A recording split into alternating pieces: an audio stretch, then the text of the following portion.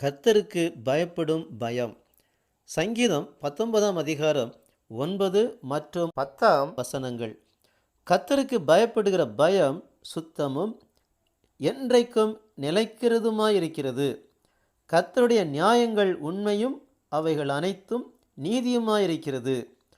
அவைகள் பொன்னிலும் மிகுந்த பசும் பொன்னிலும் விரும்பப்படத்தக்கதும் தேனிலும் தேன் கூட்டிலிருந்து ஒழுகும் தெளி தேனிலும் மதுரமுள்ளதுமாய் இருக்கிறது.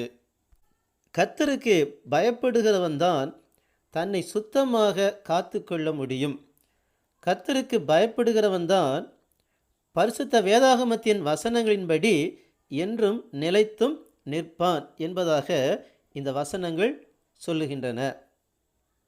கர்த்தருக்கு பயப்படும் பயம் சுத்தமும் என்றும் நிலைத்தும் நிற்கும்.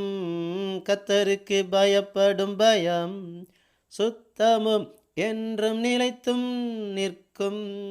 கர்த்தரின் நியாயங்கள் உண்மையானது, கர்த்தரின் நியாயங்கள் நீதியுமானது.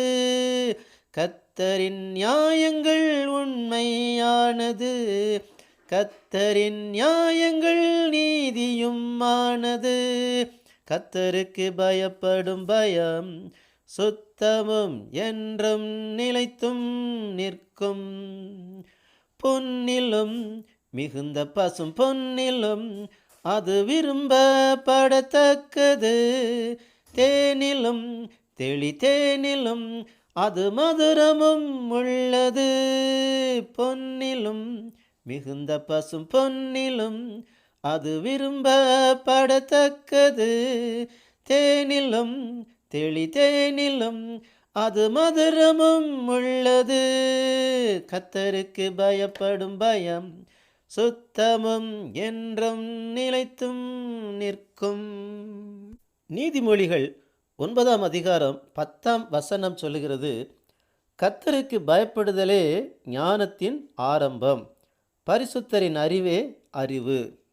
கர்த்தருக்கு பயந்து ஒருவன் அவருடைய வசனத்தின்படி செய்யும்போது அநேகருக்கு அவனில் வெளிப்படும் ஞானம் ஆச்சரியமாக இருக்கும். கர்த்தர் தமக்கு பயந்து நடக்கிற மனுஷனுக்கு மட்டுமே கர்த்தர் தமது வழியை குறித்து பேசுவார். சங்கீதம் 25ஆம் அதிகாரம் 12ஆம் வசனம் சொல்லுகிறது, கர்த்தருக்கு பயப்படுகிற மனுஷன் எவனோ அவனுக்கு தாம் தெரிந்து கொள்ளும் வழியை போதிப்பார். இதே அதிகாரத்தின் 14ஆம் வசனமும் சொல்லுகிறது, கர்த்தருடைய ரகசியம் அவருக்கு பயந்தவர்களிடத்தில் இருக்கிறது, அவர்களுக்கு தம்முடைய உடன்படிக்கையை தெரியப்படுத்துவார். என் வசனத்துக்கு நடுங்குகிறவனையே நோக்கி பார்ப்பேன் என்று ஏசாயா 66ஆம் அதிகாரம் 2ஆம் வசனத்தில் கர்த்தர் சொல்லுகிறார். மனுஷரை கண்டு பயம், எதிர்கால பயம், மரண பயம் உங்களுக்கு இருக்கிறதா? அப்படியானால் நீங்கள் கர்த்தருக்கு பயப்படவில்லை, கர்த்தருடைய வசனங்களை நிறைவேற்ற வேண்டும் என்ற தேவ பயம் உங்களுக்கு இல்லை என்பதே அதன் அர்த்தம். கர்த்தருக்கு பயப்படும் பயத்தை எப்படி பெறுவது? இதை நமக்கு நாமே உருவாக்கி கொள்ள முடியாது. கர்த்தரே தமக்கு பயப்படும் பயத்தை ஒருவனுக்கு கற்றுக் கொடுக்கவில்லை என்றால் அவனால் கர்த்தருக்கு பயப்படும் பயத்தை தனது ஆவிக்குரிய ஜீவியத்தில் அனுபவிக்க முடியாது.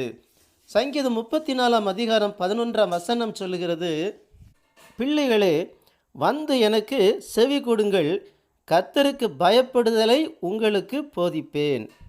நமது ஜெப வேளைகளில் கர்த்தர்தான் நாம் கர்த்தருக்கு பயப்படும் பயத்தை நமக்கு போதித்து கொடுக்க முடியும். அப்படி போதித்து கொடுக்கவும் செய்வார்.